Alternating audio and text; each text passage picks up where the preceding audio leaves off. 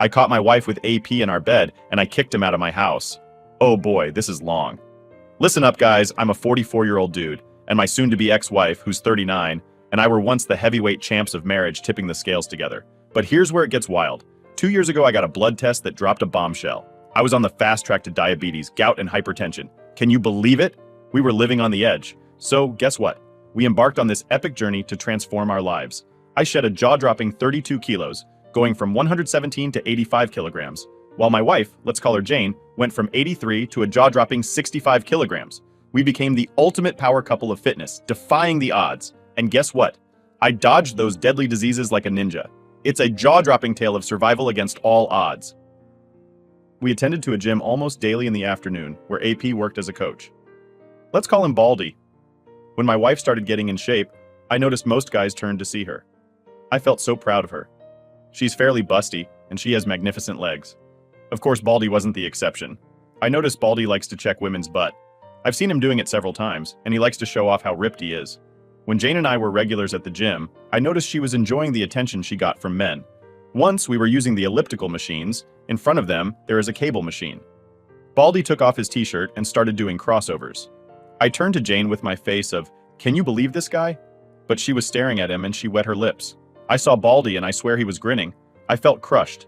I mean, I was getting in shape, but I'm not as muscular and fit as he is. When we were driving home, I made a comment about Baldy showing off and Jane said, "Really? I didn't notice." I told her, "You were staring." She said, "I don't remember. I must have been thinking about something else."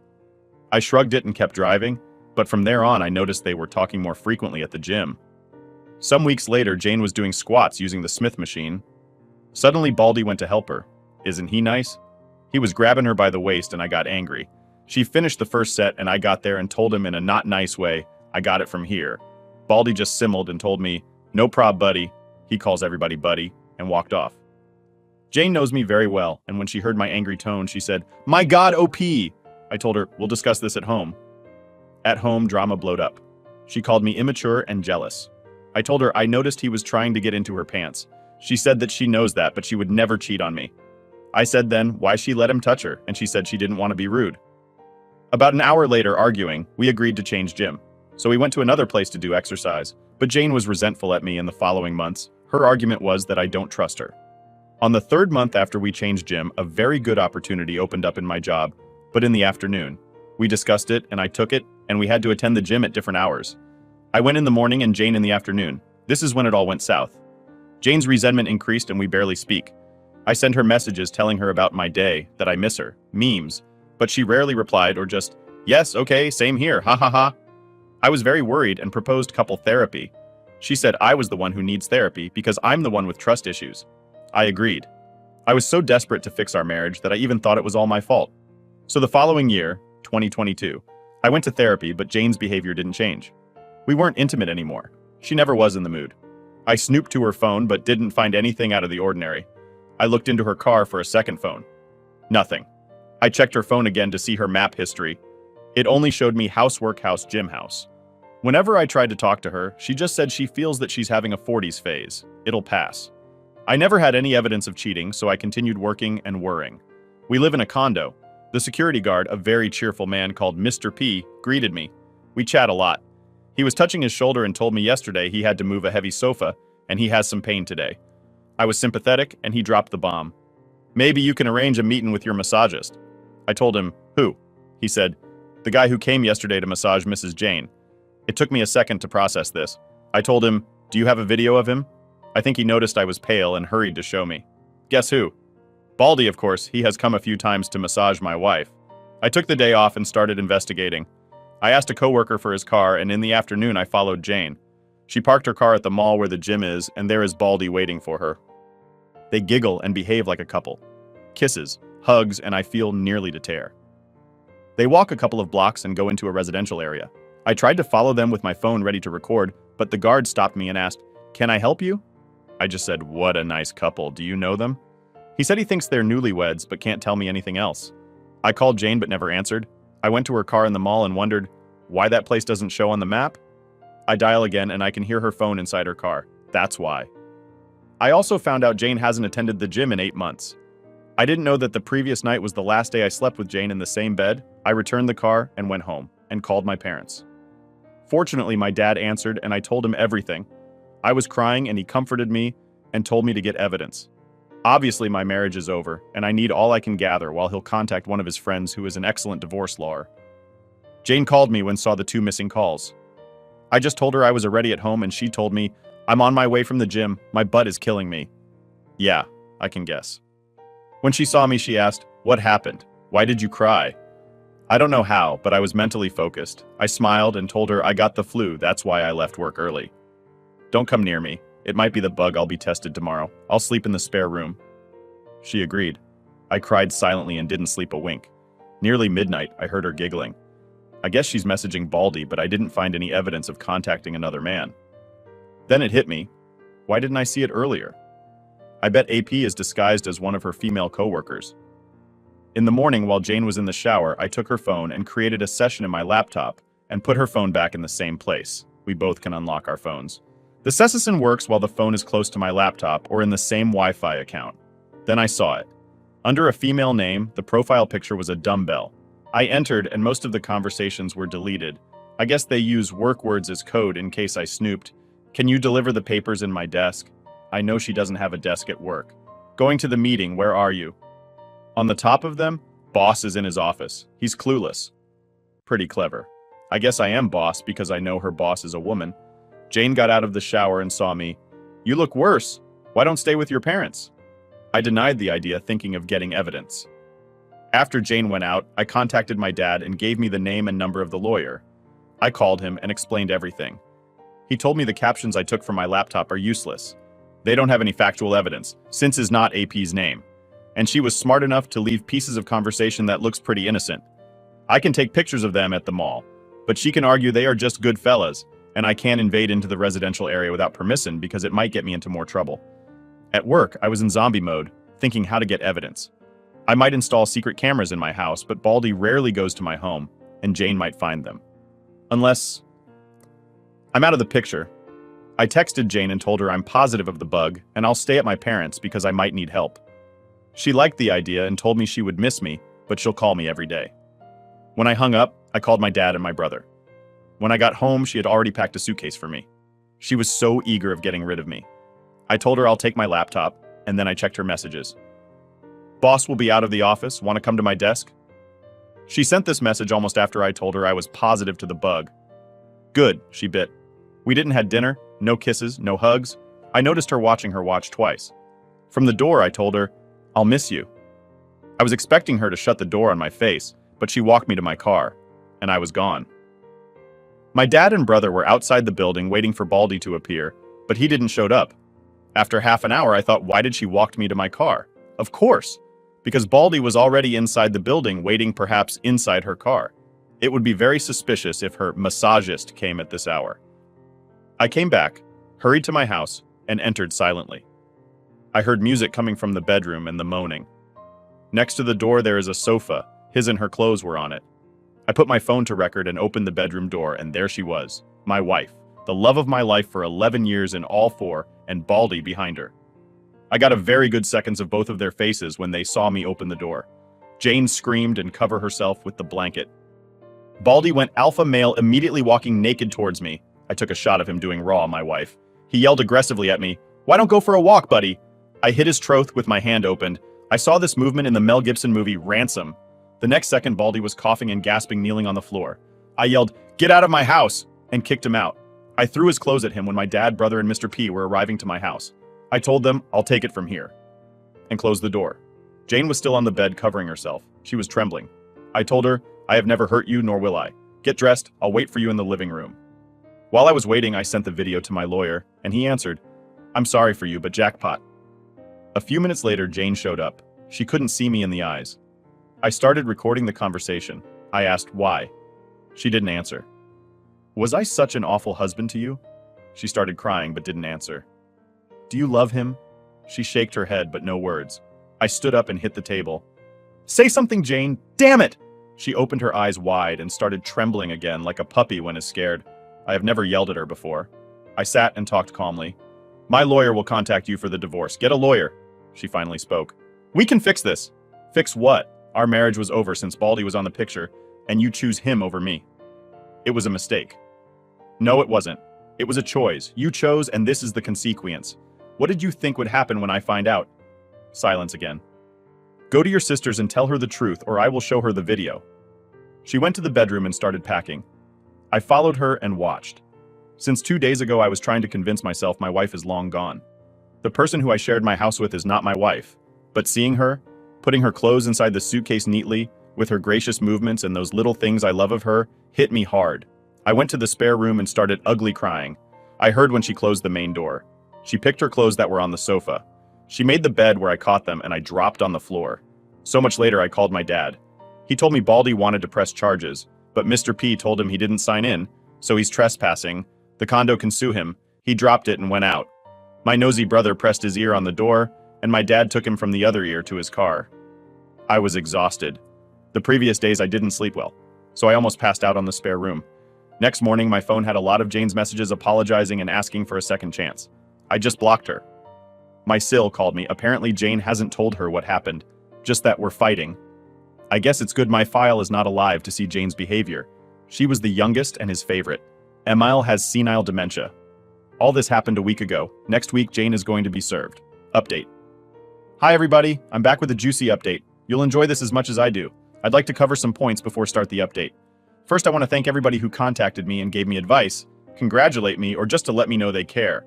I've read from other posts that the support you get is mind-blowing, but it's the first time I experienced so much care from strangers, from the bottom of my heart. Thank you. Second, as you can guess, English is my second language, so I messed up in some sentences and confused prepositions. Sorry about that. Also, I wrongly said Jane was doing sit-ups. She was doing squats third. To those who think my story is fake, you are entitled to think whatever you want. I just hope my testimony helps someone in the future as much as others have helped me. Fourth, about how I hit AP. It was not a fancy ninja punch, just a chop in the throat that, frankly, it was lucky I reacted before Baldy did. I won't lie, seeing him on the floor coughing felt great. Fifth, some of the readers found a post I made in Ask Reddit a month before D-Day. It never got it posted because I didn't understand the rules of the community, and today it isn't important anymore. A quick summarize. Jane and I were trying to be parents, or 10 years. On the 8th year, we saved enough money to buy 3 opportunities in the most expensive and successful reproduction clinic here in my country. All 3 failed. Jane started her affair during the 3rd one. That's the clinic where my blood was tested, and adding the history of diseases from my family, they gave me the probabilities of developing diabetes, gout, hypertension, and having strokes. I should thank them. Someone mentioned that Jane intentionally aborted in the 3rd shot because it might be AP's baby. Well, that's not possible, because for her it's almost impossible to conceive naturally. The embryos were fecunded in vitro and then implanted directly in her womb. I tried to repost my question, but she came and told me, I don't want to have kids anymore, so I dropped it. I'm sure Baldy doesn't have anything to do with her decision. This is important for later. Let's continue with the update. It's been 12 days since D-Day. What have I been doing from there? D-Day +1, Fry. I had a nice chat with Mr. P. He confessed he faked his shoulder pain. He just wanted to warn me about Baldy. Also, he told me a very nosy neighbor saw when I kicked Baldy naked from my apartment. Surely in a week all condo will know my situation. My brother came to help me change the lock of the door. When he left, I felt so alone and cried a lot. I called my job to ask for a day off. At night, I spoke to my lawyer. He said he's making the divorce papers. He couldn't start until he had the evidence. So my divorce will be divorce by mutual consent. That's smoother than uncaused divorce. That's longer and pretty nasty. Also, he told me not to share the video. Jane will be served in 2 weeks. Sil called me, but I told her to AKS Jane why we're divorcing. D-Day +2, Sat. Sil came and I showed her the video. I drove her home and saw Jane's car. When I got home, I still felt crushed and cried some more. D-Day +3, Son. I visited my parents. My mom cried with me. She really loved Jane. My dad had a chat with me about my money, properties, and stuff. When I returned home, Mr. P told me Jane and Baldy showed up. I guess they are going to make public their relationship now that the cat is out of the bag, but strangely they came at different times. Jane came in the morning. She parked her car and saw mine wasn't there. Tried to enter my house, but her key doesn't work anymore. Then she asked Mr. P if he knew where I went. He didn't know, and told her, Mr. OP gave me this for you, my attorney's card. She kept it and left. Baldy came in the afternoon and first asked to see Jane. Mr. P told him, Mrs. Jane, emphasis on Mrs., doesn't live here anymore. Then asked to see me, and Mr. P told him, Mr. OP is away, no idea when he'll return. And he left. I guess they both are not in contact yet. I wanted to ask about Jane. Is she sad? Did she look healthy? Did she ask about my well-being? But then I remembered D-Day and just thanked and say goodnight to Mr. P. When I got home, I cried a lot again. D-Day +4. Mon. I didn't want to, but something I learned from all you champions is to hit hard the gym. So I looked for a new gym near my job and had a good session. I felt pretty good. Then I returned to work. At home, I didn't cry this time and start taking out all Jane's pictures. D-Day +5. 2. Had a meeting with my lawyer to review my assets. Fortunately, my dad made Jane sign a prenup so she can't touch anything I had before we got married. My house mainly. All remaining stuff gets divided 50-50. And I can get a compensation for her adultery. As compensation, I'm gonna take out alimony. I can fight for all the stuff, but everything reminds me of her. And I want to start anew. When I left home, I heard whispers. I turned my head and saw two neighbors that immediately pretended they didn't see me. They walked in front of me and greeted me. I knew this would happen. After that, I went to the gym and work. This repeats all week, so I'm gonna omit. D-Day +6. Wed. Nothing interesting. I only have FB as social media. I ignore all DM asking me to contact Jane. I closed it and opened Reddit and had a nice time reading about all you champions that overcome what I have been experiencing. I felt better, so I thought of sharing my own experience. D-Day +7. I started writing. I posted it before going to the gym. When I was at work, it amazed me how many people were reacting to my story. I answered some comments. D-Day +8. Fry. I was reading comments and answering all morning. I was smiling. Feels good to be appreciated. 2 comments stuck in my mind that I didn't think about. 1. Report AP to my old gym, and 2. My home is tainted. I need a fresh start. So before I went to the gym, I looked for real estate agents to sell or rent my house. I'm not comfortable here anymore. I haven't entered to my bedroom since D-Day. I've been sleeping in the spare room. I don't want to live like this. D-Day +9. Asat. Since Jane would come and bother me, I decided to spend the day outside. She did come, then she visited my parents and brother. They just texted me, Jane came. I answered, thank you, I don't want to talk about her yet. D-Day +10. Son. I spend the day with my parents. We visited a town 2 hours from the city and had a blast. I don't know if Jane came. My dad told me not to sell my house, but to rent it. I agree and went home. When I got home, Mr. P told me Baldy came in the afternoon and alone again. He asked for me, but Mr. P told him I'm away. He left without a word. D-Day +11. Mon. Yesterday, Monday morning, I went to my old gym. I was not sure if I'd meet Baldy. He worked in the afternoon, but he was screwing my wife in the afternoon, so I thought he's changed his shift. He was nowhere. I asked to talk to Frank, the gym owner. While I was waiting for him, I met an old janitor I used to chat with. He told me to say hi to Miss Jane. I guess my new normal is to tell everybody we split up. I smiled at him. Frank finally received me. I asked about Baldy. He told me Monday is his day off. He asked for more hours, and now he works from Tuesday to Sunday in the morning. Then I explained the reason of my visit. He listened carefully until I finished, and finally showed him the video.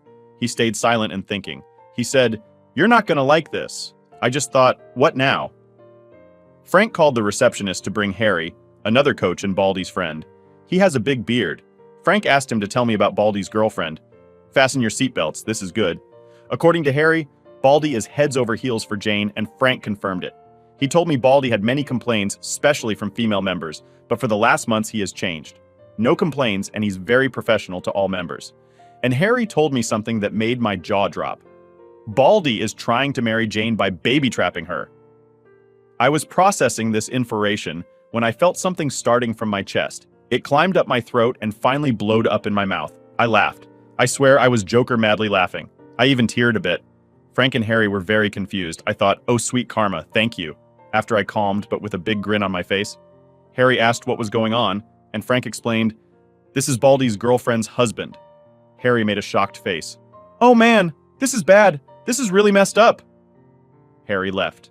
Next we discussed about firing Baldy. Frank said he has to report the situation to the Coach Association, not real name. And he surely has to fire him because Jane was a gym member, or Frank's gym could have legal repercussions about his license as coach. I need to make a legal document explaining Baldy is the reason of my divorce, the key number of my divorce case, and the video. My attorney will give the video to the Coach Association's attorney. I can't share it. Baldy will lose his license from that association, but he can go to another association and apply for another license. It'd take months, though. I asked if Baldy can appeal. Frank said he might, but it would be a waste of energy. The association does not tolerate such conduct. Also, he doesn't have the money to pay for somebody who represents him. That reminded me of the residential area where he entered with Jane. I thought Baldy was wealthy. Frank brought his face closer to me. What residential area? I showed on the Maps app. You tailed them to this place? I did, on D-Day -1 inch. Frank got angry. That's where my late father's house is. After Frank's father passed away, he inherited the house. All the equipment that's obsolete or needs repair goes to that house. He lent Baldy the key to go and keep some stuff occasionally, but he does not have permission to stay there. He surely has a copy of the key and he might be living there illegally. He's going to investigate this further. I'll be easy since there are tons of cameras in that place. I was leaving the gym when I heard Mr. OP, wait! It was Harry. He told me he was sorry about what's happening. Baldy never told him who was his girlfriend. He just said that he met her at XXX Mall. I thanked him and took a step towards the exit. He rushed. Can you tell me what happened? I told him pretty much what you heard. He was screwing my wife and now I'm divorcing her. Another step. What will happen to Baldy? That depends on Frank and the coach association. I tried to take another step. But how are you handling it? Okay, now this is strange. I stared at Harry and remembered Baldy went to my house twice. I said, you called Baldy and he's on his way here, right? You are just buying time. Am I wrong? He made a guilty face. Please, Mr. OP, talk to him. He's really desperate. He was crying yesterday. His your wife, isn't returning his calls. Tell me, why should I care if he's rotting in hell? I'll be here with you so you don't be scared. I laughed. Scared of that weakling? He didn't told you I kicked him out of my house naked, right? Harry didn't believe me. Fine, let's see what he wants. I saw there are cameras where we were talking and sat in front of a table in the reception. I don't think Baldy is stupid enough to attack me, but who knows? Besides, I'm really curious about what he wants. He came running 10 minutes later and saw me waiting for him. He extended his hand. I crossed my arms and left him with the hand hanging. What the hell you want? I looked angrily directly to his eyes. He sat in front of me. Listen, buddy. Stop right there. We're not buddies. Mr. S, the janitor, is my buddy. You are not. He seemed apologetic. Okay, my bad. I want to say I'm sorry for everything. I never wanted to hurt you, and I really care about Jane. Well, you just said 3 lies to my face. You are not sorry, you did mean to destroy my life, and you just care about yourself. He changed from apologetic to annoyed. Okay, whatever, man. Just tell me where Jane is. Last time I saw her was when I kicked her cheating ass out of my house after I kicked you out naked. I know Harry was listening. Baldy's face changed color to red. That was a cheap shot. I should sue you.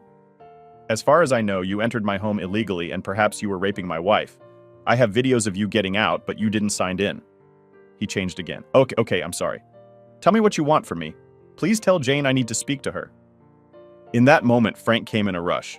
I guess he saw through the cameras that Baldy showed up. Everything okay here? Everything is fine, Frank. I was just telling this sissy what I want. I stand up and talk close to Baldy's face. What I want is what is coming for you, what you deserve, what the law has prepared for you. I want to crush your dreams just like you did with mine. You want kids? Guess what? You won't and you will never have. Baldy said, what's that supposed to? But Frank asked him to see him in his office. Harry looked impressed. He grabbed Baldy's arm and pulled him. Dude, you're in deep shit. I finally left. D-Day plus 12. 2. I feel I am ready to face Jane now. I'm still grinning while I type this. So, how have you been? TLDR. I caught my wife with our gym coach in our bed, and I know when and how it started. Update 2. Hi again. I didn't expect to update so soon, but something important has happened. I'd like to share something that my therapist told me. Do you remember I started therapy because Jane suggested I'm having trust issues? Turns out I don't have any. I'm one step to become a very gullible person. But the therapist noticed I have a lot of insecurities due to my obesity. Since I remember, I was the chubby, nerdy guy at school. Never boyfriend, always best friend. I had my first girlfriend at 18 and she dumped me a week later for a better-looking guy. I went to an engineering high school, so ladies were few. My next relationship was at my 20s with a very toxic girl who blamed me for everything, even for the rain. She really did a job on me, making me feel guilty for anything that pops in her mind. Later, I started working because my family had money problems, and I didn't have another relationship until I met Jane at university. The previous session to the last one with my therapist, we discussed my feelings about not having kids. She has helped me to get my priorities in order. Number 1, me and everything that covers myself like physical, health, gym, and eating well, intelligence, studying, learning, mental challenges, and soul, beliefs, moral ethics. Number 2, people who lives with me, Jane. Number 3, family and friends. Number 4, work, Number 5. Leisure and entertainment. Last session was about Jane. The therapist asked about my plans. I told her I will divorce Jane. She told me it is normal I'm in such distress because my priority too is crumbling. I will have to pass for similar stages of grieving death: denial, anger, bargaining, depression, and acceptance. I had to Google them because I forgot them. I am in the bargaining stage because I'm thinking a lot of what ifs, e.g., what if she really is remorseful? What if we're the golden couple who will survive an infidelity? But the reality is that I will never trust her ever again. It will kill me knowing she's at home alone doing God knows what when I'm at work. Torture for me. Depression is a dangerous stage in my case because it can lead me to gain weight again. I should stick to the gym and watch closely my diet. Hope this info helps people who are grieving. Now the update: I've been very busy. I applied for a promotion at job. I could have taken it long time ago, but it demands lots of traveling.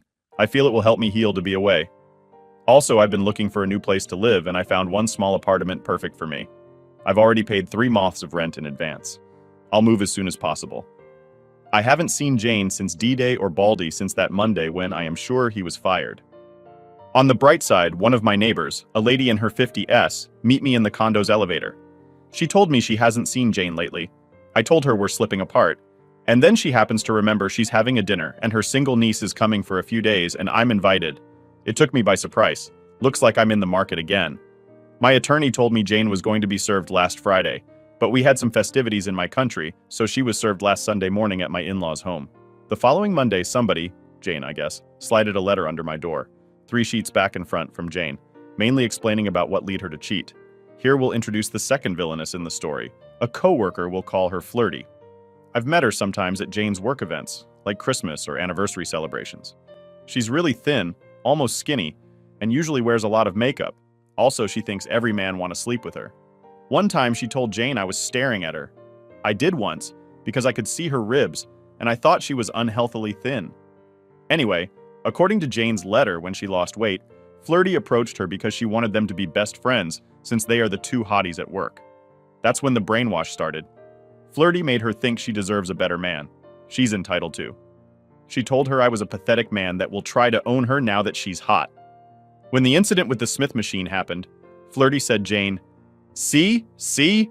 Didn't I tell you? He wants to be your owner more than your husband." Jane bought it, and due to Flirty's manipulation, she was resentful to me for months. When we attended the gym at different times, Jane met Baldy accidentally at the mall, and he approached her. She confessed she had a crush for a guy similar to Baldy before I met her. She never told me that before. They went for a bite and they both flirted. Jane showed Flirty Baldy's picture from FB, and she told her she'll be a dumb B** Toch if she didn't F him. Besides, her pathetic husband, me, doesn't compare with that Greek god. She had the opportunity. She was eager to, so she did. Baldy took her to his house that coincidentally is close to the mall where they ran into each other, so she doesn't know that's Frank's dad's home. All this happened 9 months ago. Flirty is a professional cheater. She told Jane how to cover her tracks, the work words code, to hide Baldy's contact and to hide her map tracking historial. She even told her that changing her phone password is stupid because I'll immediately suspect. Jane noticed Baldy hated when she talked about me, and as punishment he made hickeys on her body. Now I remember she started using pajama to sleep because it was cold. He used to trash me, but she never played along. Meanwhile, Flirty used to tell her that she's entitled to this romance and I deserve being cheated on because I'm a beta. During those months, she says she liked the feeling of danger. The thrill and the sex with Baldy was good, but it also hurt her seeing me struggle trying to be a better husband and knowing she was the reason of my pain. It was easier to ignore me and continue with the pleasure Baldy gave her. D-Day arrives. I completely blindsided her. She thought I was clueless. I'm going to write this part just like she wrote it. I was in shock, and I covered myself with the blanket by pure instinct. When I reacted, I saw you pushing and kicking Baldy out of the room and the house. When I heard you closing the door and coming back, I didn't know what to say. I have never seen you this angry before. Then you said, I have never hurt you, nor will I. That's true. In the years we've known each other, you have never hurt me. Not even when we found out that it's my fault that we can't have children. After that, she heard me crying in the spare room. She wanted to comfort me, but how could she? In the main door, we have a mirror to check ourselves before going out. She looked at herself, but she couldn't bear the look. When she entered her car, she cried and told herself, "What have I done?" Baldy called her that night, but she blocked him. She arrived at Sael's house at about midnight, 2 hours later after the drama. Her house is around 40 mins from mine. She was scared of telling Ciel what happened because she's older, and she has a very strong character. Next day, she told Flirty what had happened. Flirty told her she should be happy that she got rid of me. I'm going to copy this part too. J. And then what? F. Babe, you are free. You can have sex with Baldy or any guy you want, J. And then F. I don't follow you, J. What will happen when I'm tired of having sex with a bunch of guys? Then you can decide which one date seriously, J. And then what? I don't know, get married, I suppose, J. But I already had a marriage, but it was with OP. He's a loser. I bet Baldy is 100 times better than him. J. No, that's not true. He gave me a good life. Don't settle for so little. You can have a better man. Then they proceed to have a big fight in front of the coworkers. She can't recall it well, but she remembers swearing and yelling at her. Flirty told her that any guy hotter than me is better than me. I don't get what she has against me. But Jane realized what she destroyed. She was inconsolable, and her boss let her go home early. The next day is when I showed Sil the video. Jane was babysitting Siel's twins. After I drove her home, Sil asked Jane to help her going to do some errands, just the two of them. That was a lie. They parked at a park, and she demanded to know what was happening in her head to cheat on me. Jane cried and told her, I don't know. Sil confessed she was envious of our marriage. 11 years and not a huge fight. We both looked happy. She couldn't believe her little sister was capable of such thing. Jane was there for Ciel when her ex-husband left her for another woman. Jane asked her not to kick her out, but Ciel told her she can stay after all. That house belongs to both of them, but she let her know she's very disappointed and she will side me if I ever need her help. Jane understood. Next Sunday, Jane came to apologize, but I was not home. When she received my attorney's card, she called, and my attorney confirmed I hired him. She knew I was really going to divorce her. So she went to her new home and wrote a confession and sent it to everybody we both know. I started receiving messages and phone calls the following week, but I didn't want to read or answer. Now I've read some of the DM, and it's what she said. Most of them want to comfort me. One of her cousins said it takes guts to confess, so I should give her a try. The following week, she tried to distract herself with work, but it seems everybody now knows she cheated. If you are unfaithful in my country, people see you like an easy woman. So female coworkers don't talk to her, particularly Flirty, and male coworkers are annoyingly friendly to her. She asked to be relocated, but it'll take months. So she quit her job the following Friday. She has a good amount of savings. We had our finances separated, and since I was the big earner, I paid for almost everything. Next day, she was looking for me, in her words, to beg me take her back. She came here, but when she saw I wasn't home, she went to my parents. My dad refused to speak to her, but my mom was sympathetic and told her that she's sorry about all this. But her son, me, is really hurt, and asked them not to talk about her anymore. Jane understood, but then went to my brothers. He told her, OP is not here, and frankly, I don't want to talk to you, and closed the door in front of her face. She came back to her new house very sad.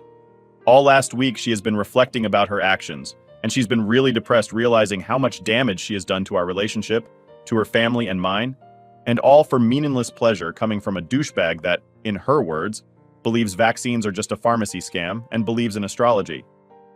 Yeah, Baldy is heavily tattooed. He has a Taurus sign on his arm. Sil suggested her to go to therapy. I don't blame her. If my brother were in the same situation, I'd be very disappointed, but I'd try to make him realize what is wrong with him. She finally went to therapy, and her therapist suggested writing me this letter and come clean to me. So she says all written in the letter is true. She swears on her life if I take her back, there will be no spouse in the history of humanity more grateful, loyal, and honest than her. She suggests total access to her social media, that I already had. She will always answer my calls no matter the situation, and to never have friends that I don't approve. There are more things about family and friends that I don't think it's important to share. Besides, it needs a lot of context. Finally, she pleads to meet me and let her apologize properly to my face. In her words, sorry doesn't start to describe what I'm feeling right now. What do I think of this letter? The things I can confirm is that she hasn't contacted Baldy until that Monday when he was fired, and she confessed to family and friends. The rest could be partially true. Also, I'm sure it's been sweetened. For example, she does not mention when she called me jealous and immature. She does not mention letting Baldy do her raw, and she let him finish inside. She can give me all her passwords, but she lied to my face and gaslighted me for 9 months, according to her, and she was very good at it. Besides, I don't want to be her jailer. As I said, I will never trust her ever again. Whenever I see her face, I'll also see Baldy's nape in front of her. I will not be her second option, nor will be a doormat. I haven't replied yet, but I think I'll see her next weekend. TLDR. Jane, send me a letter. This is what she wrote and my reaction. Update 3. Hi champions, I'm back. Thank you all who contacted me. I've been silent because I needed time to reflect, and I finally got it. Thank you very much. It's been some very rough days. For those who want to know, I did met Jane. No, I didn't answer her letter. It was by a dumb mistake I made. I'll explain. A few days after my last post, I had an anxiety attack due to the stress I had bottled up, according to my therapist. My life had a 180 change and my mind hadn't had time to adjust. It was my first time having this kind of episodes. I thought I was having a stroke. Tachycardia, sweating, and panic clouded my judgment. My coworkers dialed to emergency, and an ambulance came for me. If I hadn't been so scared, I'd have enjoyed the ride.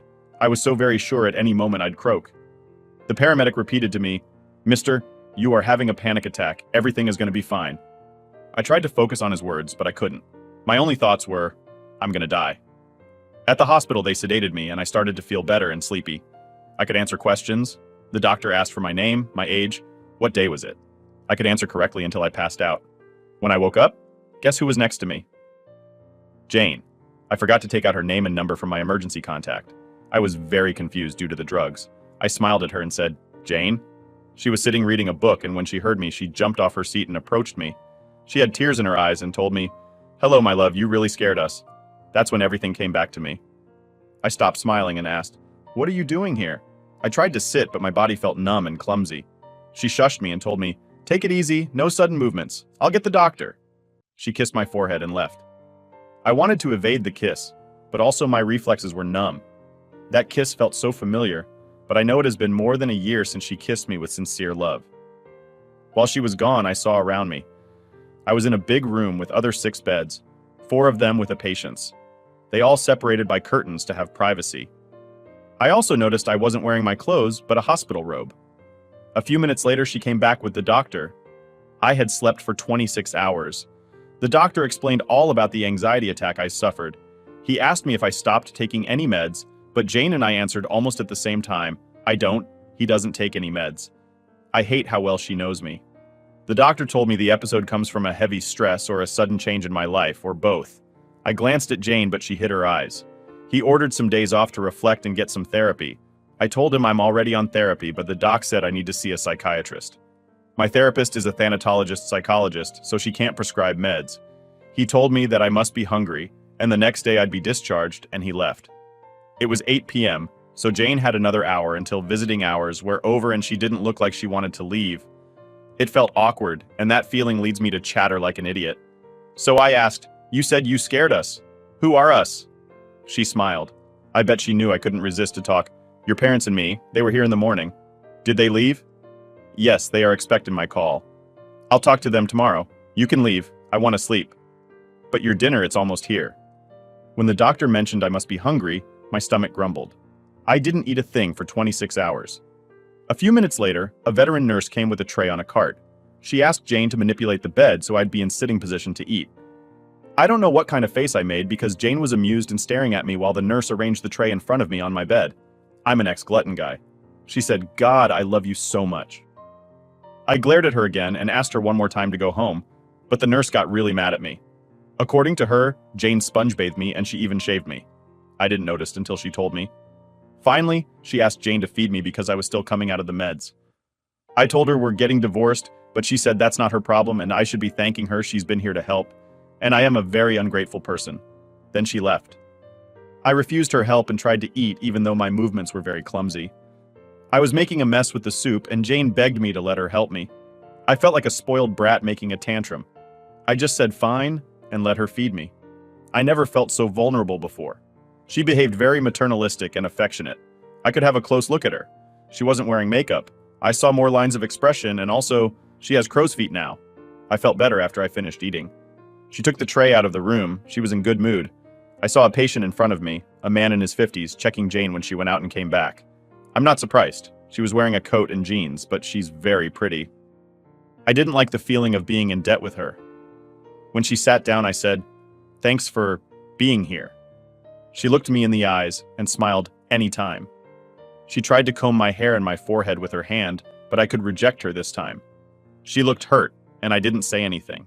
She tried to grab my hand, but I removed it and she said, "Can we talk, please?" I remained silent. There are only two reasons for me to at least be cordial to her. The twins.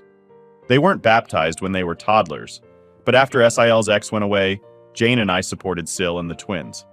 I love those two little rascals with all my heart. When we babysitted them, I told Jane this would count as parent training for when we had our owns. That will never happen.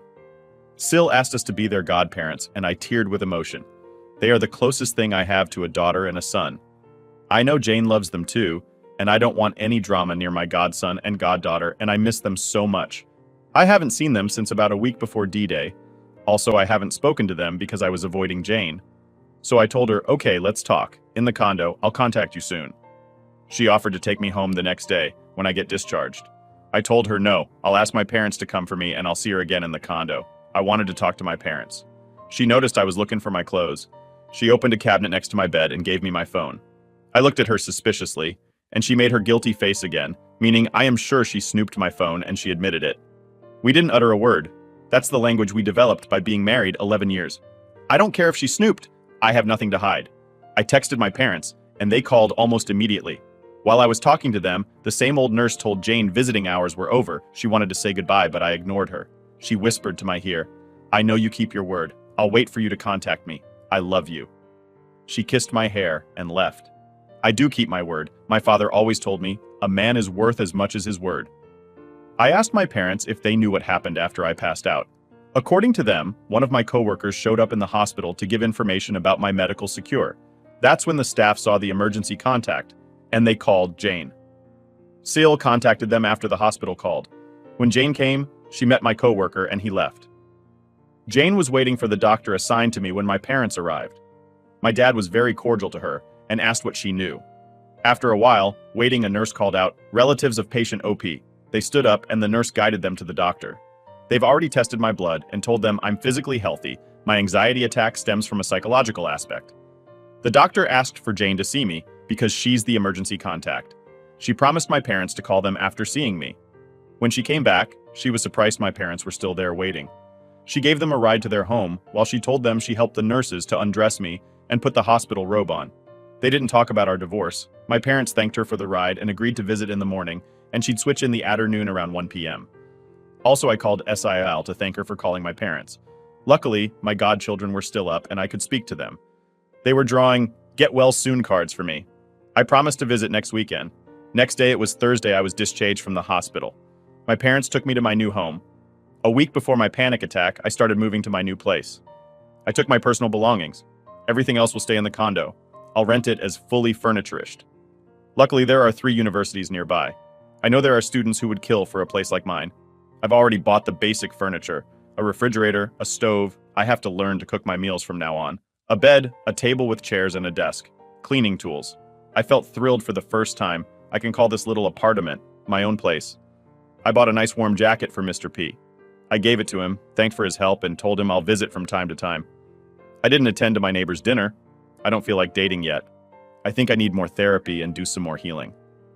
At my new home, I reflected about my goals meeting Jane. I concluded I need closure, understand her actions, make her understand there is no possible reconciliation, and end up things amicably.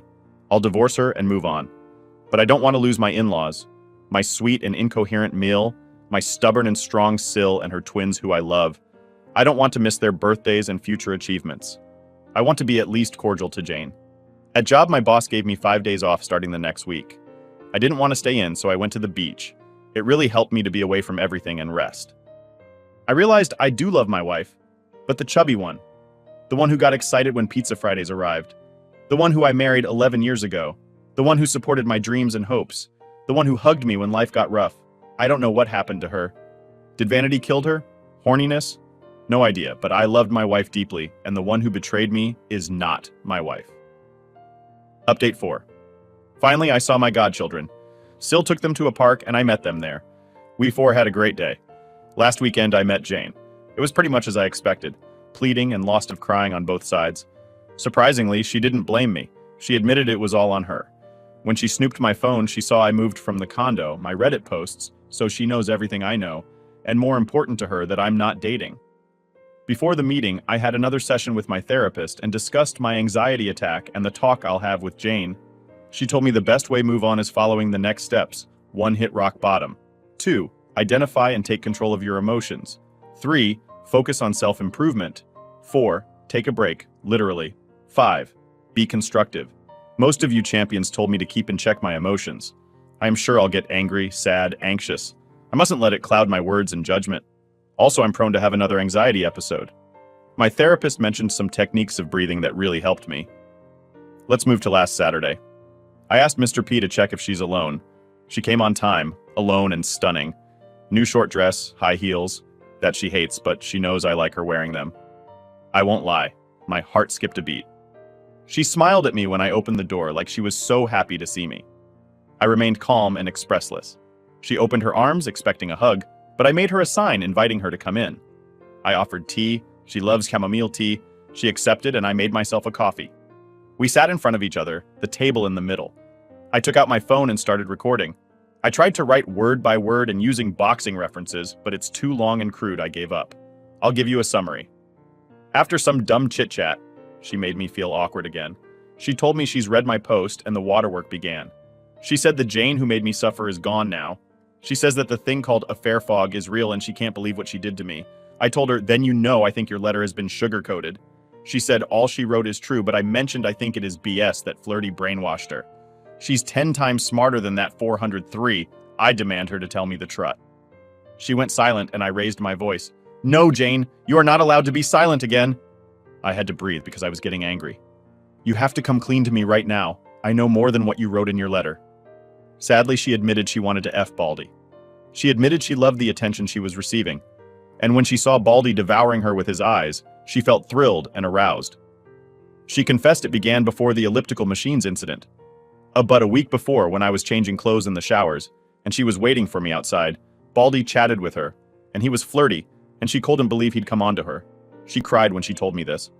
I asked, is that what it takes for you to throw your morals and ethics away? A strong body and a bird brain? From that moment, I refer to Baldy as bird brain. She said she was really stupid and selfish and that she gave me for granted, but she assures me that this was only physical, never emotional. She swears she never said to him, I love you, and I'm the only owner of her heart and her body. I breathed and regained some composure. I told her, it's been about 3 months since we had sex, and last time I could tell you weren't into it. I bet you were longing for bird brain. She says that's not true because according to her, she can't bear a life without me. I said, I don't believe you. You had a good income. You could easily sustain a decent life with bird brain. She repeated she doesn't love him and he was just a toy. I called BS one more time and reminded her when I saw them in the mall. I'm gonna copy this part. OP, I saw you at the mall with him. Hugging, kissing like when we were engaged. She was fidgeting. I'm so sorry. OP, tell me the truth. You do love him. She shook her head. I liked how people stared at us. But I don't love him. OP, seems like you were the perfect couple which would never happen with us, right? You loved the attention which you would never have with a person like me.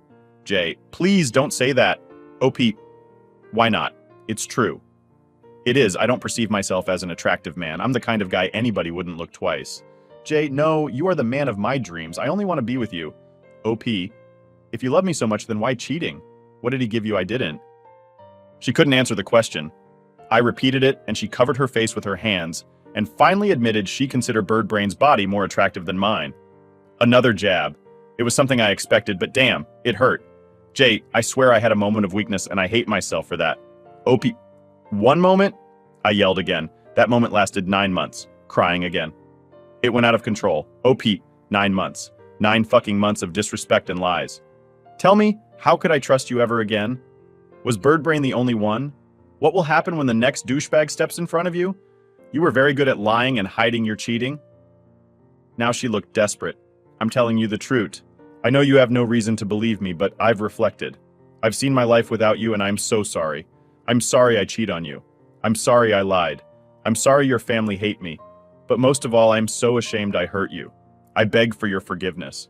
I'm here to come clean and fix things so we could be together again. A lot of tears fell from her face. Before D-Day, I'd give an arm to ease those tears. Today, I only felt anger. I think you are not getting it. I can no longer trust you. I can't be your husband anymore. There's no way I can forget you in that room with him. You texted him the very same day I told you I was going to my parents and you were ready to get rid of me. My God, Jane. Half an hour after I left, he was inside you and raw. And you even let him finish inside. Why? By this moment, I was crying too, and I forced her to answer. She looked defeated. She said it made Birdbrain more excited and she liked it, and since she can't get pregnant, she thought it didn't matter. I swallowed saliva because I felt a huge knot in my throat. With trembling voice, I asked, "What else?" I was fishing for more information. I didn't expect to hear what was coming. Jane couldn't see me in the eyes. She looked down and said, "He made me beg him to finish inside." This was an uppercut to me. I couldn't speak for several minutes. This is when I hit rock bottom. We both cried, and Jane only said, "Forgive me, forgive me." She tried to grab my hand, but I removed it. Then she told me the first time Birdbrain finched inside was the first time she denied intimacy to me. She felt dirty and didn't want me to be tainted. I felt disgusted. I almost throwed up. She swears that's when Birdbrain became more demanding and threatened to come and tell me everything because he thinks Jane belongs to him. I couldn't utter a word. I could still feel the knot in my throat. I wiped my tears with my sleeve. I used our signs language to tell her that her makeup was running. She went to the bathroom and I could catch my breath to calm down a little. While she was away, I could confirm there's no way I'd take her back. I'm so disgusted, I feel like I was gutted out. But also I knew I needed to know this. I needed to know how deep the rabbit hole goes. I don't want to carry this anger and confusion anymore. When she came back from the bathroom, I told her I can't go on. I need space and time. She said she understood. Before she left, she asked me if I will ever forgive her. I told her I don't know, but I appreciate her honesty. She hugged me. I didn't return the hug. She cried and I could feel her tears wetting my neck. She swore in the name of my late father-in-law, who was her hero. She will never cheat on me ever again, that she has gone NC with Birdbrain, she called him Birdbrain herself, and to devote her life to us, to our marriage. She even proposed to gain weight again, so I'd be sure she's committed to me. I told her she's saying nonsenses. We both made a big effort to lose weight. But she says therapy made her realize she's a narcissist and an attention junkie. I gave her a key copy of the condo to get all her stuff. She finally left. I thought I'd cry a lot, but strangely I had a feeling of relief. It feels like my mind is telling me, now you can move on. I lay down and reflected a lot. I even skipped a meal. In my mind, I finally accepted the love of my life is gone. I guess I got my closure. Update 5. Hi again, champions. Thank you all for your DMs and comments asking for an update. Sorry to tell you depression has kicked in. Let me walk you through. Several things have happened in the last months. But today, February 17th, my divorce is complete. I'm a single man again. First, let's go back to October 2022. At last, I had a good peek of my life as single man. I've been going to my parents' house to learn to cook. I like cooking a lot. Last weekend, I made bread myself. It was kinda ugly, but delicious. I'll practice a lot to bake a cake for my godchildren for their B-Day next March. Also, I noticed I'm very intolerant towards cheating topics. Have you seen the sitcom The Office? It used to crack me up. But now that I saw the cheating and gaslighting, it stopped being funny to me, even if they try to hide it as romance. I can't tolerate it. I bet none of the writers have been cheated on. I spoke to my attorney. He mentioned Birdbrain's sue proceeded, and that reminded me I wanted to have a chat with Frank. Long story short, I met Frank, and he told me Birdbrain was fired the same Monday I met him. And yes, he was living illegally at Frank's father's house. Since Birdbrain was his employee for years, Frank made a civic sue for trespassing, meaning he can't be near Frank or any of his properties for the next 5 years. If he does, the cops will be involved. I asked if Jane would be sued too, but he said Birdbrain confessed she was unaware of all the situation, and that she just went to the house to exercise with his guidance. They used the repaired equipment to exercise. Besides, Frank assumed Jane and I were still together, and he felt he owed me that. Frank is very cordial and friendly. He was cheated on in his youth, so he has zero tolerance on the topic. He gave me something. He said, "You're gonna love this." He showed me his phone. It was a soundless video from one of his CCTV cameras. It took me a minute to recognize it was showing the gym's cafeteria. All tables are empty but one. There is a man sitting with his back to the camera, then a huge muscular back appears, and I recognize Harry walking towards the man. I ask, "Is that?" Frank nods, and I continue watching. Harry puts his hand on Birdbrain's shoulder, then Birdbrain covers his face with his hands. I can tell they are chatting, and finally both men walk towards the camera, and Birdbrain's face can be seen clearly for a few seconds. Sad expression, red eyes, and tears on his cheeks. The video ends when they are out of the screen. We both laughed. I said I'm going to put this video as my screensaver. It was taken the day before Birdbrain was fired. I've gone to my first session with the psychiatrist. He said I have signs of depression due to my anxiety combined with my insecurities, so he prescribed a soft antidepressant pill daily until next session. At the time, I didn't feel any different. Also, I started taking kickboxing lessons. My coach told me I have good reflexes, but I have a long way to go. Jane took all her stuff from the condo. She also took our marriage big picture. My brother's friend gave me a good idea. I'll sacrifice the living room to make another bedroom and make the dining room and kitchen a common area. So it will have 3 bedrooms. I hired a guy to take care of it. My attorney informed me Jane has her own attorney and he requested a meeting. I asked what I have to do and he told me to play along. He'll do all the talking, I just have to agree. Unless my lawyer thinks they make an unreasonable request, he'll ask for a timeout to discuss it. The following week, the meeting took place at Jane's attorney's office. Jane was stunning and very quiet. She was trying to steal glances from me. After the proper introductions, her attorney, M50-ish, mentioned since I've already refused to pay alimony, the issue concerning to her client won't be mentioned. Jane's adultery.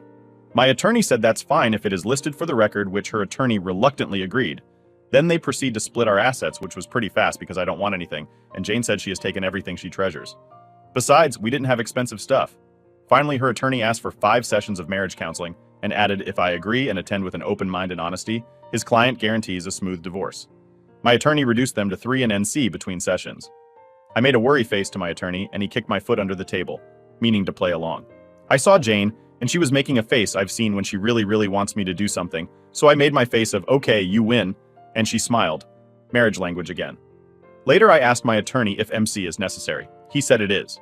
Because the judge who will be assigned to our case may agree with Jane since she's making the attempt of reconcile while I'm not. Or the judge may agree with me and ignore it. So, attending to MC is a necessary risk. I said she was the one who cheated. He told me I've already asked for a compensation, and the judge will overlook her adultery. The judge has the power to divorce us right there, or she may order more counseling and/or a period for reconciliation. It's like flipping a coin. Moving on to mid-October, we attended to the first session. We sat on big sofas, one in front of the other, and in the middle, the counselor, let's call her Dolores. After hearing all the background and the main point of our divorce, she asked both of us what we expect.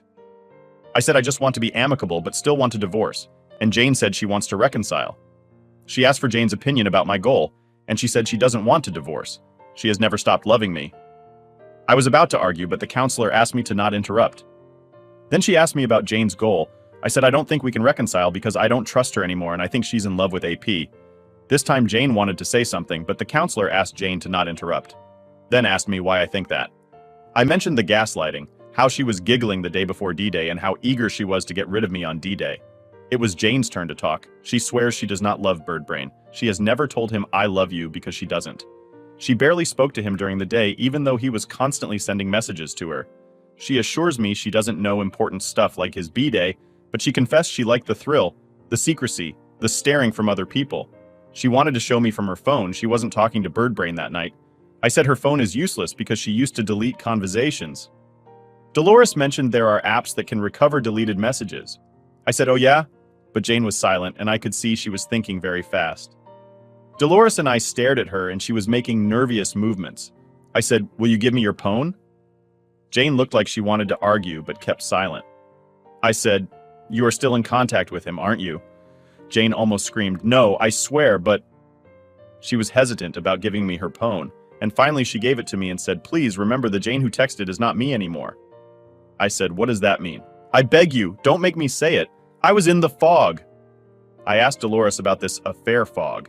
She told me from her experience it looks like the judgment is clouded by the excitement and focus on a new relationship, so the subject's mind can't comprehend or just ignores the consequences of their actions. It varies a lot from person to person.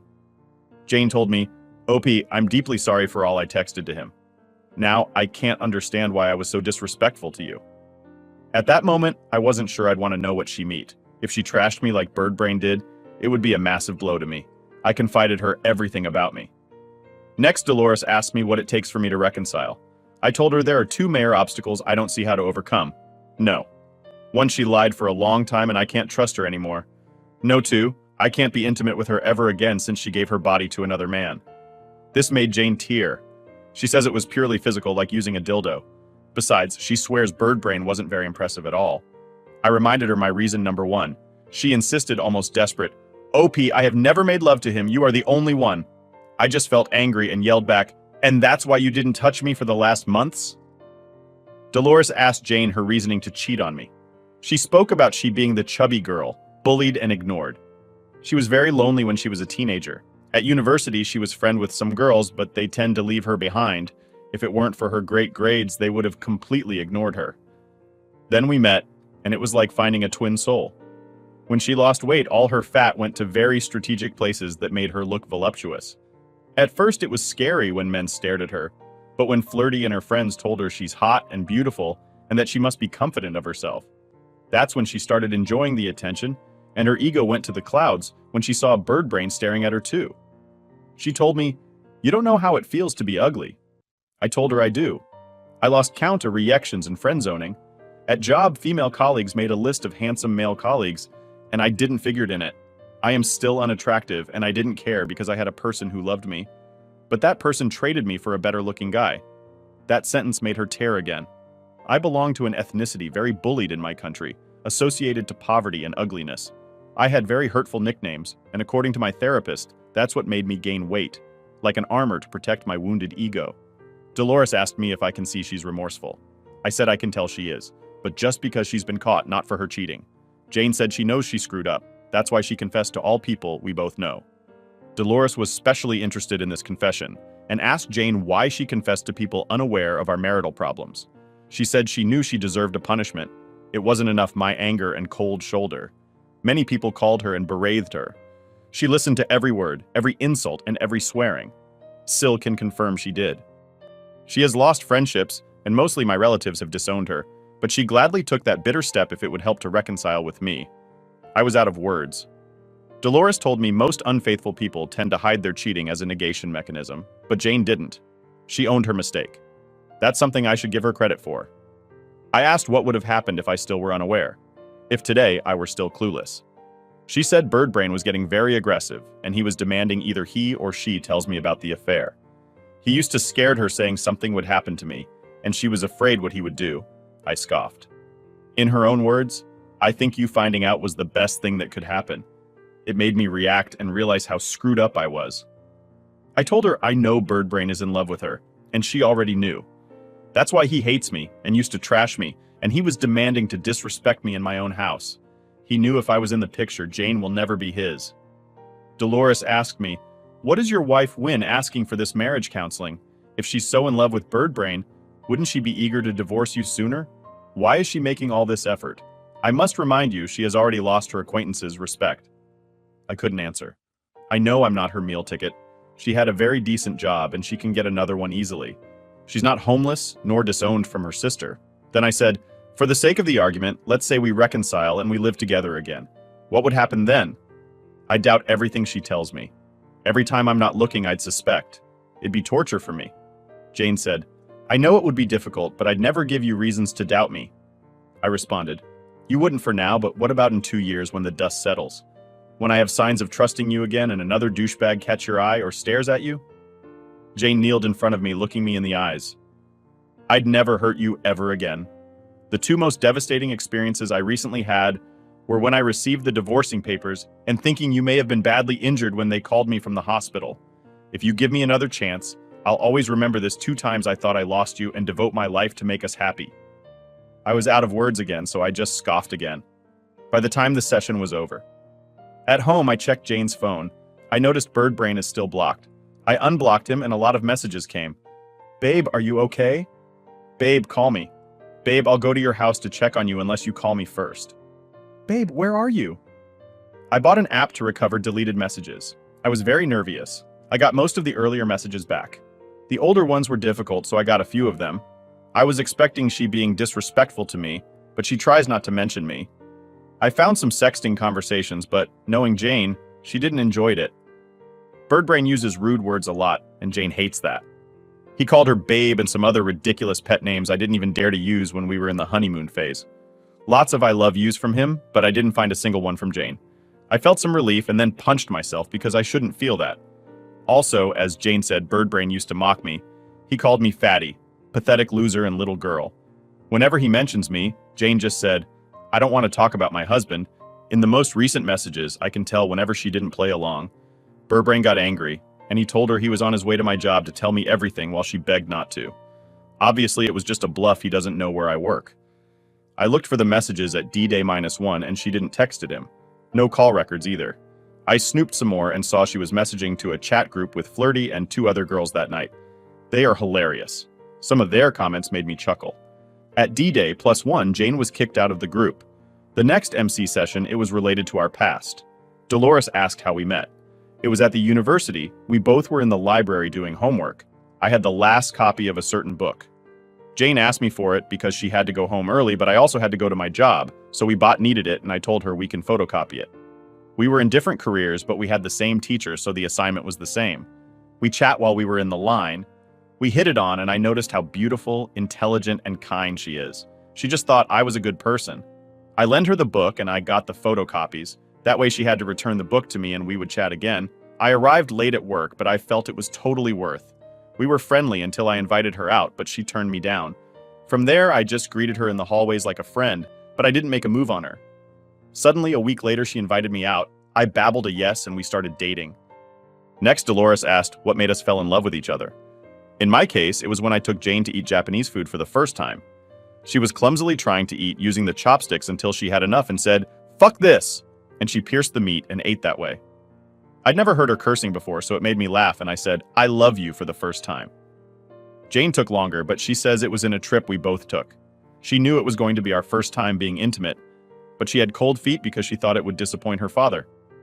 Also, she was scared. She thought I would get mad and didn't tell me. At night, she started crying and apologized to me. I told her I'm not mad, and if she didn't feel ready, I understand. I want her to trust me and feel comfortable with me. We cuddled and slept. She realized she felt secure with me, and that was the first time she told me the L word. That session, I didn't got angry nor yelled, and I had a nice time remembering good old times. I gave Jane her phone back. I told her I believe her she's not in love with Bird Brain. She took her phone, smiled at me, and left without a word. She really is respecting my NC request. The following Sunday, one of my cousins, let's call her Karen, threw a Halloween party at a bar and she invited me. No disguises were required, so I groomed and attended to the party alone. Karen was one of the many people who received Jane's confession. She wrote her that she'll introduce me a very hot date, so she introduced me to a friend of hers, a woman in her late 20s, very attractive. Let's call her Princess. I greeted her and then I saw it. She made a face I've seen several times, like if I had a giant booger dripping from my nose, a face of disgust and disappointment. I usually don't care about it because I had my beautiful wife. At that time, I was eager to know how much I've improved myself. Seems none since 18 years ago when I met Jane. She never gave me that look. She always looked happy to see me. That's why I fell fast and hard for her. Immediately, my defense mechanism acted, and I wanted to keep my distance from Princess. But Karen sat us on a booth, and I tried very clumsily to chat, but she barely responded. She took her phone out and texted while I tried to maintain conversation. Another guy came and told her, "Here you are, I didn't know you were coming, want to dance?" She looked at me and said, "You don't mind, right?" I said, "Go and have fun." I saw them getting lost in the crowd while I kept thinking, so he didn't know she was here, but still he was looking for her. I bet she texted him, "Come and save me from this creep." I looked for Karen. It took me some minutes to find her. She was talking to Princess. Before they noticed me, I clearly heard her saying, "You said he's a catch." "He is," and Karen saw me. They immediately got quiet. I said I'm not feeling well and I'm going home. I told Princess, "Sorry for not meeting your expectations." She shrugged. Karen had daggers in her eyes. When I got home, I thought she just was some materialistic witch, but she moved some dark old feelings from my youth. I couldn't stop them coming for me. I'll be alone from now on. Childless, wifeless. I'm a very unattractive man. It will be very hard for me to build another relationship. I'm almost 45 and alone, a total loser. I had another anxiety attack. My therapist told me what to do. I got under my sheets covered from head to toes. I was crying, trembling, and sobbing. I don't know for how long until I woke up very early in the morning. My pillow was wet because of my tears and sweat. My head hurt, and I sat on my bed staring at the floor for almost an hour, lost in my dark thoughts until my alarm rang. It was time to get up, but I didn't. I felt out of energy. I didn't go to the gym. I sat on the shower floor to sob, and I went to work. One of my close colleagues, same guy who lent me his car, noticed I was very quiet and slow. He told me I looked sad, and I finally understood depression has kicked in. The following day, I received some texts from Karen apologizing for her friend. I ignored it and tried to go to the gym, but I felt like my energy was cut in half or less. I was tired very quickly. I didn't complete my session and went home. The following Tuesday, I took my godchildren trick-or-treating with CIL. In Mexico, we do this on November 1st and 2nd. I cheered a bit, but when I got home, I felt down again. The third and final session was 3 days after Karen's party. I arrived and tried to make a good face, but I failed. It took some minutes to Jane to notice I was not the same. She asked me if I was okay. I faked a smile and said I'm fine, but she stared at me and I couldn't see her in the eyes, and she asked Dolores if we can reschedule because OP is not well. I insisted I'm fine, but Jane said, "That's a lie, I can tell you're not fine." Dolores asked me what I am feeling.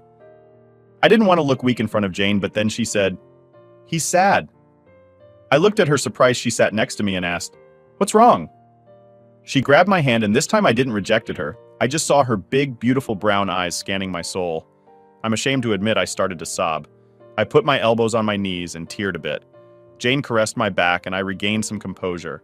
My nose was running and my eyes were red. I went to the restroom and wet my face. When I returned and sat next to Jane, I saw she had tears on her face, and Dolores asked me the reason of my sadness. Jane said with trembling voice it was her fault. I agreed to be honest and told her it's not because of her. My insecurities are giving me a rough time. Jane stopped crying and grabbed my face with both of her hands and placed it in front of hers, nose to nose. She said, "OP, I really hate when you say you are unattractive." Yeah, I've whined to her about this in the past, especially when I felt I was losing her. Then she started enumerating the things she likes about me. She also added, "When I undressed you at the hospital and you were only in your underwear, the nurses and I thought, hubba hubba." That's the best translation I could find. That made me chuckle, and I did feel better. I can see you are in better shape than I remember. I did lose another 4 kg when all this drama started, but also I lost some muscle due to lack of sleep and appetite. I glanced at Dolores. She was silent the whole time staring at us. She said, "You both still can work on a new marriage. Your previous marriage is done, but a new concept could work for both of you. That is my advice if you want to take it." Jane loved the idea. I said I'm not sure about that, and I'll discuss it with my lawyer and my therapist. The rest of the session we talked about our life so far individually. I didn't know Jane got another job in a different company, doing the same thing she did in the previous one, and she's still on therapy. I mentioned I'm learning to cook and trying to focus on my mental health. She asked us the good points and bad points of being separated. I mentioned I am busier and it helps me to go on. I didn't mention sometime I miss my wife, but Jane did. She said she hates being alone and not in her house with her husband, who she loves dearly, and she pressed my hand. I hadn't noticed we were sitting next to each other, and she was still holding my hand. I'm sorry to admit, in that moment of darkness, her warm touch felt like a pure ray of light. The session was over. Dolores signed the documents given by our attorneys. We walked together and I took her to her car, still unsure about my feelings to her. She asked me if the NC request was over. I told her, I guess. Then she asked me if we can have a date for my birthday, mids of November. When she saw my face of worrying, she hurried to say it was only a dinner. She just wanted us to chat like the good old times. I agreed, but asked for no kisses and no excessive touching. We agreed to meet 2 weeks later, one day before my B-Day. Meanwhile, I asked for NC again.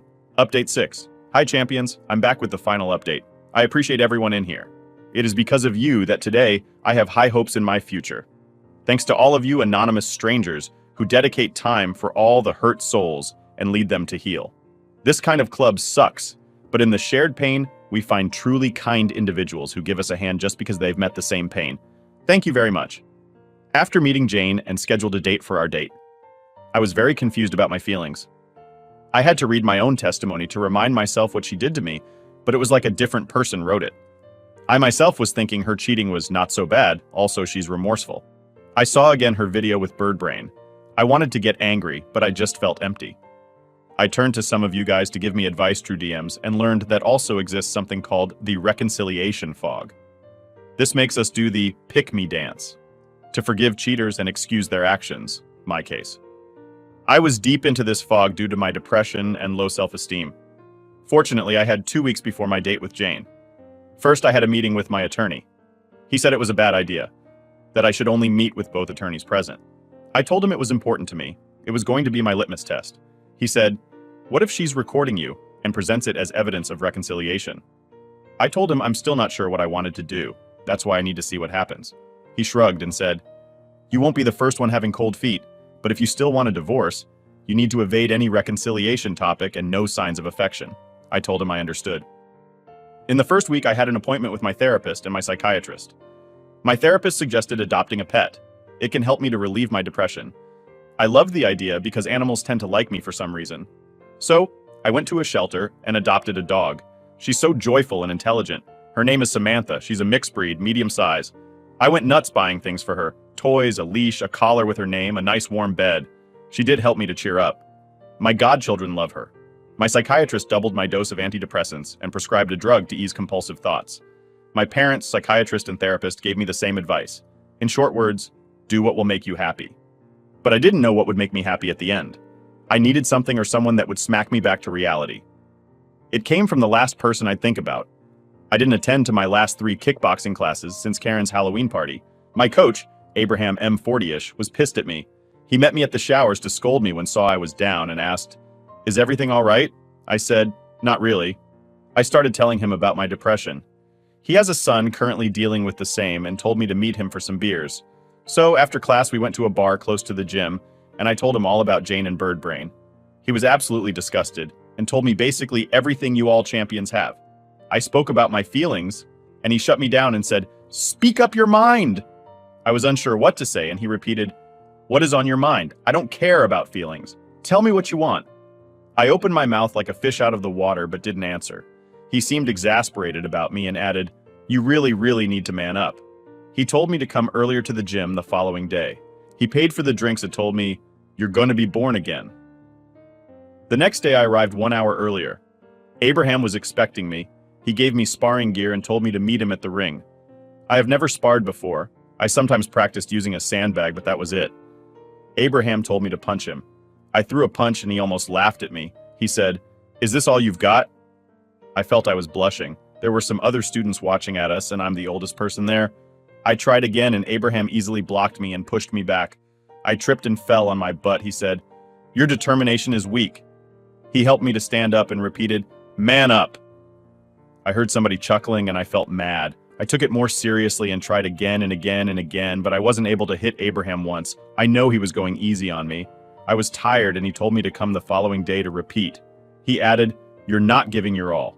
Show yourself what you can do." That comment was glued to my mind all day. The following session, Abraham asked some boy to record the sparring using my phone. Once more, I didn't connect a single hit. Finally, we watched the video while he gave me his opinion. My movements were clumsy, slow, and weak. I could protect myself from some of his blows, but my reactions looked like I was panicking. I felt embarrassed just watching myself. Abraham told me to man up, and I must do whatever it takes to punch him at least once. I admitted to myself I wasn't putting enough effort to kickboxing. I started watching videos online. I decided to add an extra hour to my training. At night, I was watching the sparring video, studying my movements, and thinking what I should do differently. I cleared my study to make space for shadow sparring. I was so obsessed about showing Abraham my determination that I absolutely forgot about my problems and my date with Jane. By the 5th session, I was able to predict some of his movements, but still I was slow. I noticed the people watching were incrementing. Later, somebody told me there was a bet going. By the 7th day, the miracle happened. I saw his fist moving towards my chest and I knew what to do. It was just 1 second. My body reacted with precision and speed. I punched him on his ribs. I was very glad. But then I saw something black, and the next thing I noticed is my face touching the floor, and Abraham shouting, "Give him some room." I turned my body up. I saw that everyone was on the ring, and Abraham kneeled next to me and told me not to move. Somebody came with a first aid kit. My nose was bleeding. I was dizzy and asked, "What happened?" Everybody started talking at the same time. They were excited and joyful. Abraham was apologetic and told me, "You did it, man. Sorry. It was a reflex." The kid who usually takes video of us showed me the moment I punched him. Abraham reacted and punched me back on the face, and I passed out for about 5 seconds. It took me 1 week to connect a single punch on him. I joined the kids and shouted, "Hell yeah!" I was euphoric. Somebody helped me to stand up while I felt some palms on my back. I was smiling and Abraham asked, "I'll repeat my question. What do you want?"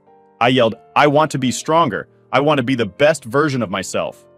"What about your wife?" I made an angry face. "She betrayed me. She doesn't deserve me." He smiled and raised my hand like if I had won the match. We all yelled. I know it was just a punch. I finally connected, but Abraham knew I needed this victory more than any therapy, medicament, or advice, because since then my confusion, sadness, doubts, all disappeared. Welcome to the last stage of acceptance. The following days I put much more effort into my training, and I took a series of decisions the old me would think more than once or ask for Jane's opinion. I'll change my look, my car. I'll do things I didn't do because of fear. Learning to dance, to play a musical instrument. And I'll have my first tattoo. Jane texted me the day before our date. I told her the place and time, and she added, "Don't be late." I felt so much confident about myself. We met at her favorite restaurant at lunchtime. She was breathtaking as always. I was kind of plain. Jacket, t-shirt, jeans, and hikers. I think she felt very confident on herself. I just smirked and started recording with my phone. We were amicable, my emotions on check. I didn't feel any anger nor rage like last time we met. It felt like when you speak to an old friend and everything is purely platonic, at least from my side. She asked about my sadness. I told her I feel so much better now, which surprised her. She asked what triggered my insecurities, and I told her about all princess drama. She was mad as my cousin Karen was. She mentioned she will never be ready to see me with another partner. I told her I'm ending a messy relationship with my crazy wife. I referred to her as a third person in the past. She caught what I meant. A very smart idea from one of you champions. Then she told me she sounds like a slut. You should get away from her. We laughed. God, how I missed these conversations with her. Before Birdbrain, we could chat for hours. Then she told me one of my coworkers contacted her and asked her out. I laughed. I've seen that weasel secretly staring at attractive women or girls. I wouldn't be surprised if he has stared at Jane. She turned him down and he got mad. I asked about Flirty. Do you know what's her problem with me? She says she doesn't know, but her theory is that she dislikes my ethnicity, and she can't stand I have better studies and salary than hers. I'm at least 2 levels above her. Also, Jane discovered Flirty is dating seriously 2 guys, whatever that means to her. We talked about Birdbrain. He called Jane from another number to convince her to run away with him. She swore she didn't spoke, she just listened and cut the call eventually. He's gone to another state. I said some nasty things about him. She was amazed how liar he is and completely agreed with me that he's a loser douchebag. She asked about the time he and I met. She read it in my post. I told her that seeing him so apologetic gave me confidence. Also, I was pissed, so it was easy for me to threaten him. She pleaded me to repeat the scene, and I did. I told her exactly as I recall what I said and how I said it. She had her eyes opened wide and she wet her freaking lips. She told me she had goosebumps. She's never seen me so aggressive before. Also, she repeated she liked me more. Then she got all flirty with me and asked if I want to go stuffing the muffin. Our euphemism for being intimate, again closest translation. This was it, the moment I was waiting for. Jane was bringing her face closer to kiss me. I didn't have the time to think, but I felt it again, the anger and resentment. My body reacted and pulled my face away. I made an angry face and told her in a deep voice that stopped her immediately, "No." She apologized profusely. I smiled again and told her that we should leave. It was late and I must walk Sammy. I paid for the meal. She didn't bring her car and asked me to take her to my home. I guess she was sure we were going to spend the night together. I was reluctant, but I wanted to push myself into the situation just to say no again. When we were in front of my apartment, we could hear Samantha whining and scratching the door. Before I entered, Jane got all serious and said, "OP, will you ever forgive your wife?" I already did. Then why won't you take her back? Because I will never forget what she did, and I can't trust her. She made a sad face, but then asked, "What about me? Would you take me instead?" I smiled and said, "What are you talking about? We're friends." She looked offended. "Are you friend-zoning me?" "I guess so, dude," and punched softly her shoulder. I thought she would look even more offended, but instead her eyes sparkled and had a big smile. "You finally touched me." That was a surprise for me. Since D-Day, I haven't voluntarily touched her. She took a step towards me. "Can I hug you, please?" "Sure." She practically jumped on me. It felt so familiar. Her voluptuous body that strangely fits perfectly between my arms and chest. Her perfume and her long wavy hair tickling my nose. I hugged her back and she pleaded, "Let's get back together." I told her, "No, Jane, we are going to divorce." She broke the hug and stared at my face. I guess she thought I was joking, but I wasn't. She didn't take it well. She was sure we were going to reconcile and made a scene in front of my apartment. I tried to calm her down, but she was protesting and yelling. She hugged me tight like if I was about to disappear. She was begging and telling me she has changed. She will make me happy, and she would do anything for me. And the tears started. I felt sad for her. I don't hate Jane. She was my best and only friend for so long, and we both have amazing memories together. But she made a big mistake, and as consequence, I fall out of love. I saw a nosy neighbor peeking from his apartment, and I guided Jane inside my house. Sammy was curious about her. I didn't have any tea to offer, so I warmed some soy milk while Jane sobbed and petted Sammy. I sat in front of her. The milk helped her to calm. She asked me, Do you still love me? Just as the good friend you have been to me all these years. Not as a partner. Not anymore. She yelled, "Why not?" "I've changed, Jane. I feel different now. I finished mourning our marriage." She got mad and said I was being cruel. I said I was being realistic. What I said in MC was my honest truth. I can no longer trust her ever again. And I will never forget her face when I caught her on D-Day. She shattered my trust and destroyed my love for her.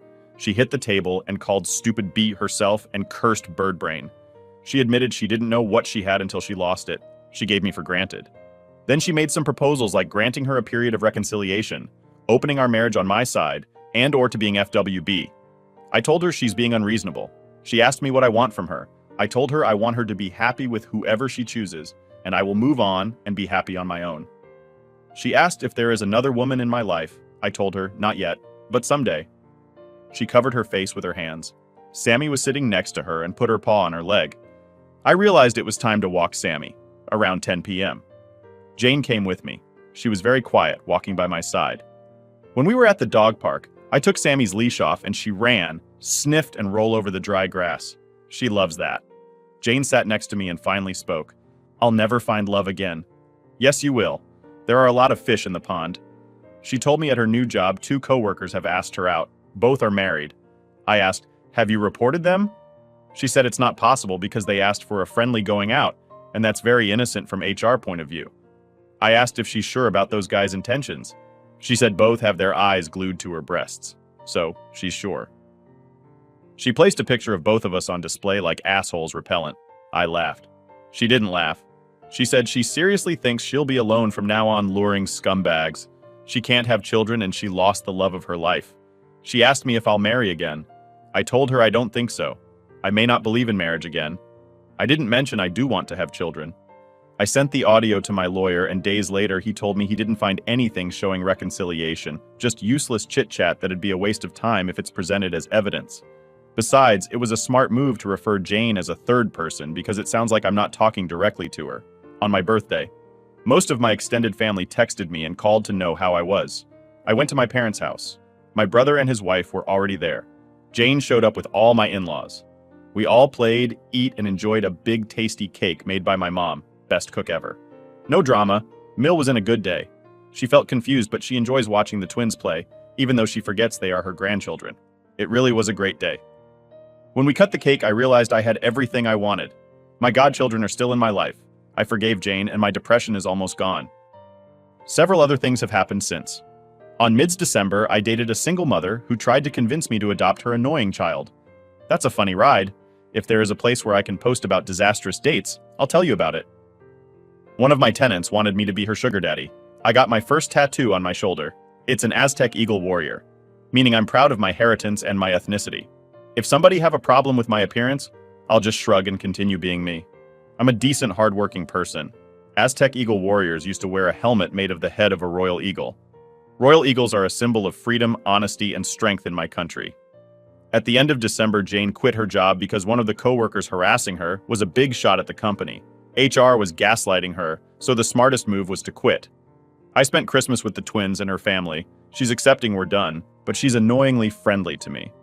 On January, I made a Tinder profile. One of the kickboxing guys helped me making my profile. Although I had few likes, I contacted a junior high teacher. She's witty and very funny. We started dating. Sadly, I know it's not going to last. She doesn't want children, she's a gamer, and I consider video games a waste of time. Besides, she wants me to stop practicing kickboxing because it is too violent. As you know, my divorce was over on February 17th. Jane texted me, "I know this is not the end for us." Days later, Sile told me Jane got in the depression stage. She begged me to talk to her because she does listen to me. She stopped working and she's very skinny. She used to sleep most of the day and refused to attend therapy until I talked to her. She wants me to contact her more frequently, but I told her this is precisely what is causing her depression. She has to let me go. That's it. I feel now I'm on the right path. I'm studying a lot to get the promotion, which will allow me to travel. I'm still doing great at the gym. I haven't sparred with Abraham again, but guys there ask me to help them. Finally, I got what I wanted. To be amicable with my ex, and I didn't lose my in-laws that I still consider them as my family. My godchildren love me, and I love them as my own children. I couldn't stand the thought of losing them. Because of them, I went through the rabbit hole. I went through the stages of mourning, and I got over Jane. In my country, the godparents are responsible for the kids if anything happens to mom and dad. Godparents are the second parents. To all who are mourning a marriage, don't let the bitterness get the best of you. There's light at the end of the dark tunnel. It takes time and dedication from you. Maybe not today, not tomorrow, but someday you'll get over all of this. I wish you the best, as a real rock star used to say. Bantar out.